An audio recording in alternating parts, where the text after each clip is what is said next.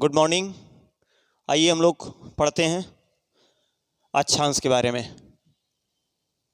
छोटा सा टॉपिक है जो बहुत ही महत्वपूर्ण टॉपिक है, जहां से लगभग क्वेश्चन लोगों के गलत हो जाते हैं। अक्षांश,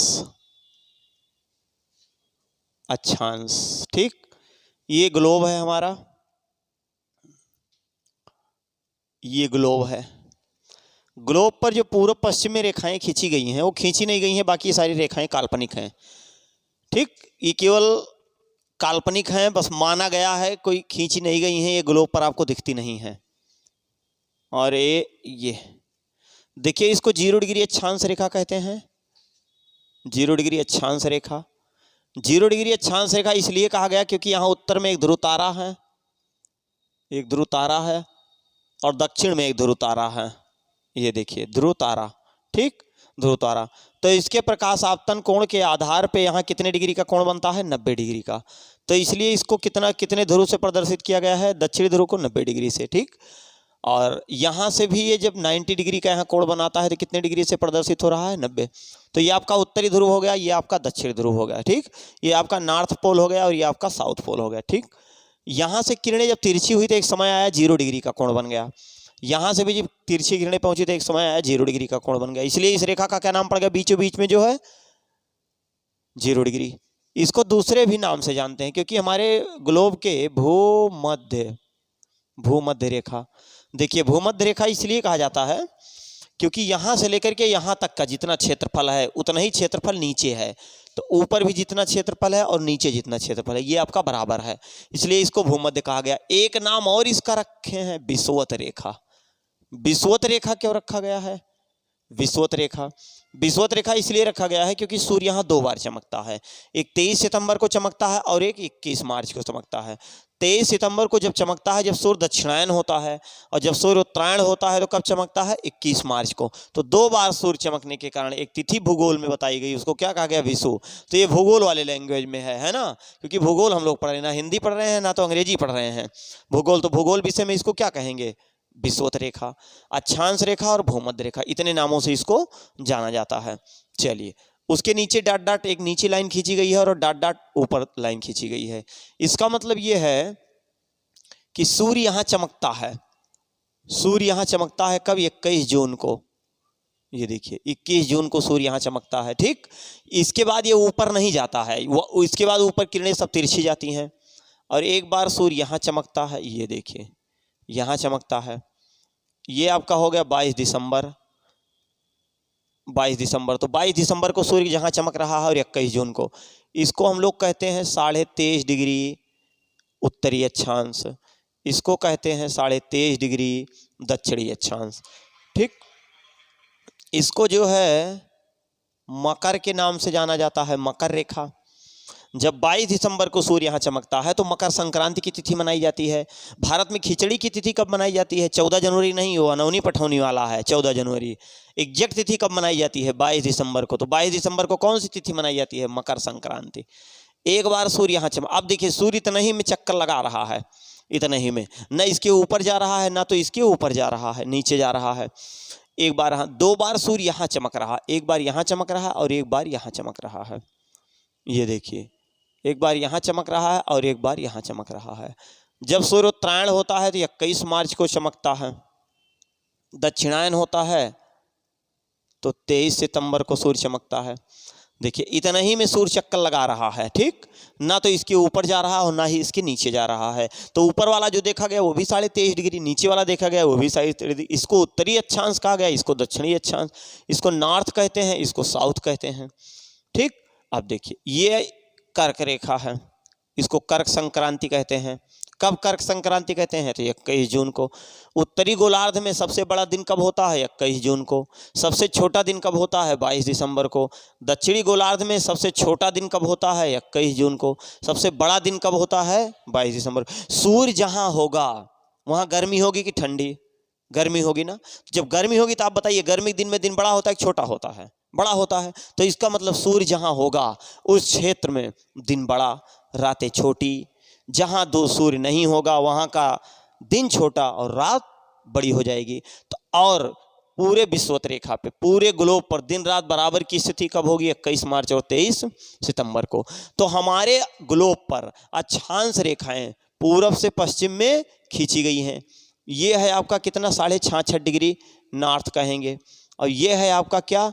66.5 डिग्री साउथ कहेंगे, इसको साउथ कहेंगे। देखिए क्या है कि जैसे कोई चीज़ है, मान लीजिए ये आपका आधार है, हमारी अर्थ 23.5 डिग्री झुकी हुई है। देखिए 23.5 डिग्री, और पूरे कितने का बन रहा है? 90 डिग्री का कोण बन रहा है।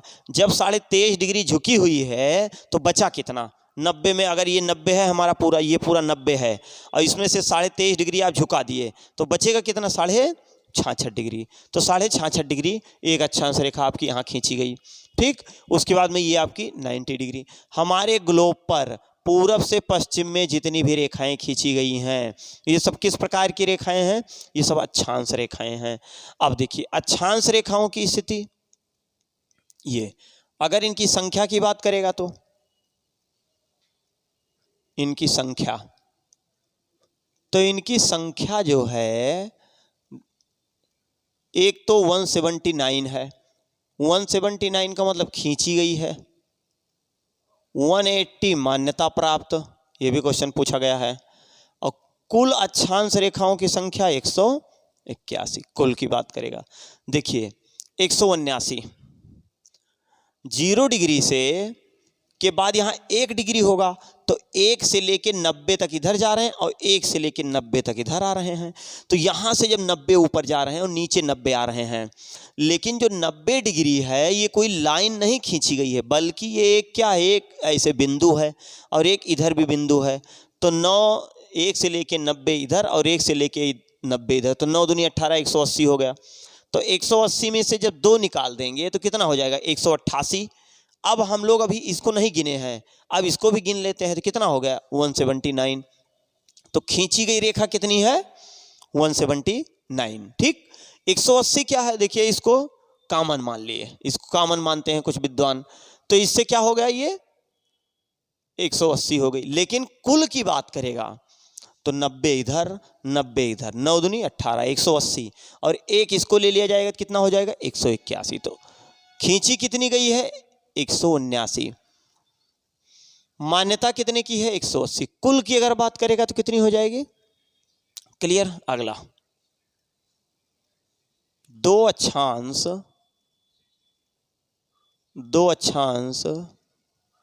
रेखाओं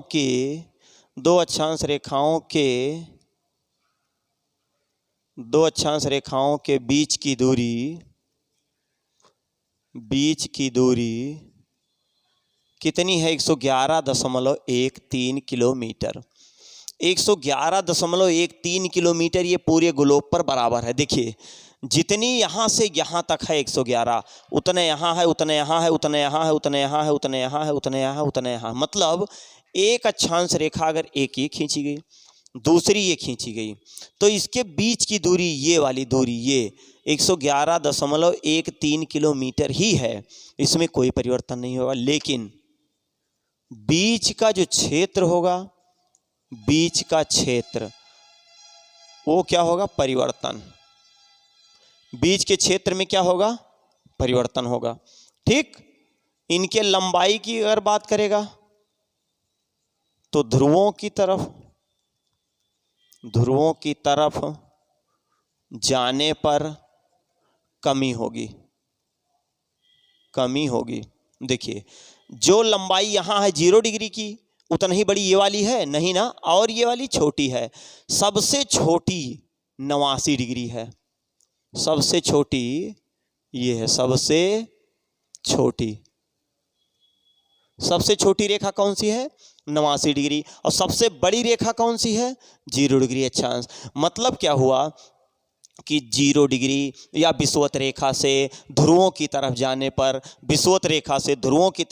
पर दो अक्षांश रेखाओं के बीच की दूरी कितनी होगी? 111.13 किलोमीटर। लेकिन बीच का क्षेत्र में जो क्या होगा? परिवर्तन आएगा। अच्छा, परिवर्तन में क्या होगा? कमी आएगी। कहाँ जाने पर? ध्रुवों की तरफ जाने पर। लंबाई क्या स्थिति होगी? ध्रुवों की तरफ जाने पर क्या होगी? कमी आएगी। लंबाई इतनी लंबी जो ये है उतनी लंबी ये नहीं है। ठीक, तो ये आपका इतना समझ में आ गया होगा, है ना। आगे देखते हैं हम, चलिए।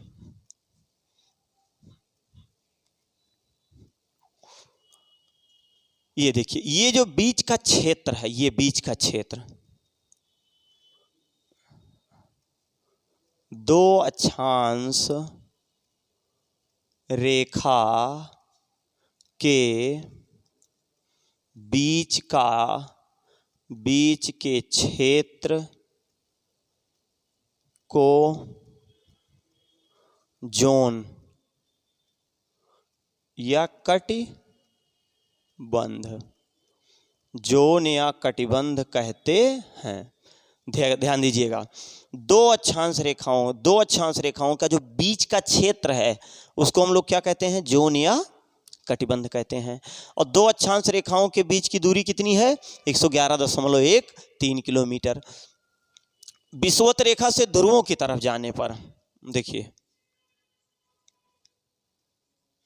विषुवत रेखा से ध्रुवों की तरफ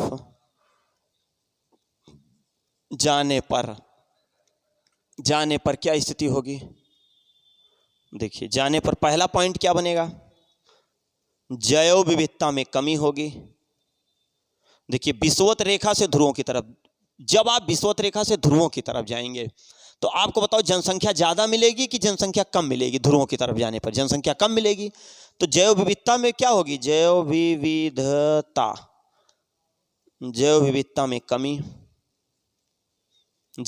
में कमी। दूसरा पॉइंट क्या होगा, तापमान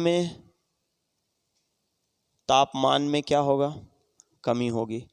जो तापमान यहाँ है वो तापमान ध्रुवों पर नहीं होगा, तो जो तापमान यहाँ है वो तापमान ध्रुवों पर नहीं होगा। ध्रुवों पर क्या होगा, ठंडा होगा, और यहाँ क्या होगा, यहाँ ठंडा होगा, लेकिन बीच में क्या होगा, बीच में गर्म होगा। तो जैव विविधता में क्या होगी, कमी आएगी। तापमान में क्या होगा, कमी आएगी।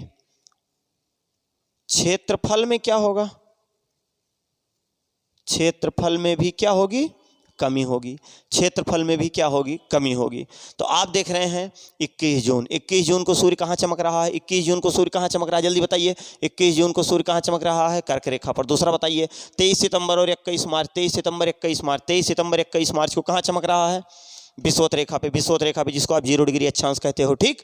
22 दिसंबर को कहाँ चमक रहा है, मकर रेखा पर। मकर रेखा 22 दिसंबर। अब इसी आधार पे आपको ये बताना होगा कि दिन कहाँ छोटा होगा, कहाँ बड़ा होगा। बस इतना आप जानिएगा कि सूर्य जहाँ होगा, सूर्य जिस तरफ होगा उस तरफ गर्मी ज़्यादा होगी। तो आप बताओ कि गर्मी के दिन में दिन बड़ा होता है कि ठंडी में, तो आप बताएंगे नहीं, गर्मी में दिन बड़ा होता। तो जब गर्मी में दिन बड़ा होता है तो सूर्य जहाँ होगा वहीं तो दिन बड़ा होगा। तो इसका मतलब कि 21 जून को सूर्य उत्तरायण में होगा। मतलब यहां से निकल के क्या आ रहा है, ये निकल के आ रहा है कि 21 जून को उत्तरी गोलार्ध में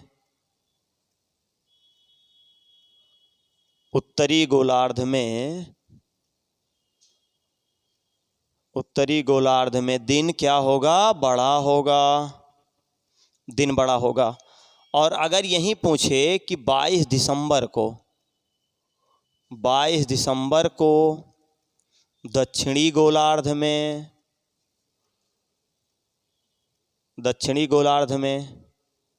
दिन क्या होगा, तो बड़ा होगा, ठीक। ये भी बड़ा इसलिए कि 21 जून को सूर्य कहाँ है, उत्तरी गोलार्ध में, और 22 दिसंबर को सूर्य कहाँ है, दक्षिणी गोलार्ध में। 0 डिग्री से ऊपर वाले, जैसे हमारा ये गोला है, एक गोला हम कोई बनाए और बीच में कोई लाइन बना दीजिए, तो ये उत्तर वाला जो हो गया उत्तर गोला, और नीचे वाला गोला दक्षिण गोला। तो उत्तर गोला दक्षिण गोला तो कहाँ नहीं जाएगा। ये तो अवधि भाषा, तो हम लोग हिंदी तो पढ़ नहीं रहे, हम लोग ज्योग्राफी पढ़ रहे हैं, हम लोग भूगोल पढ़ रहे हैं।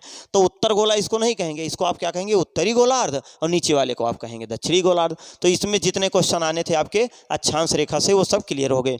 अक्षांश रेखाएं पूर्व पश्चिम में खींची गई हैं, कोई रेखा जो है टेढ़ी मेढ़ी नहीं है, सब रेखा एक जैसे है बीच की, लेकिन लंबाई में क्या हो रहा है, परिवर्तन। क्या खींची गई 179 है, मान्यता 80 है, कुल 180 है। दो अक्षांश रेखाओं के बीच के छेद की दूरी 111.13 किलोमीटर। बीच का छेद में परिवर्तन आएगा, मतलब क्षेत्रफल में क्या होगा, कमी होगा। ध्रुवों की तरफ जाने पर क्या होगा, लंबाई में कमी होगी। कमी होगी। और विषुवत रेखा से ध्रुवों की तरफ जाने पर जैव विविधता में कमी होगी, जीवों की अधिकता जो है वो उसमें क्या होगी, कमी आएगी।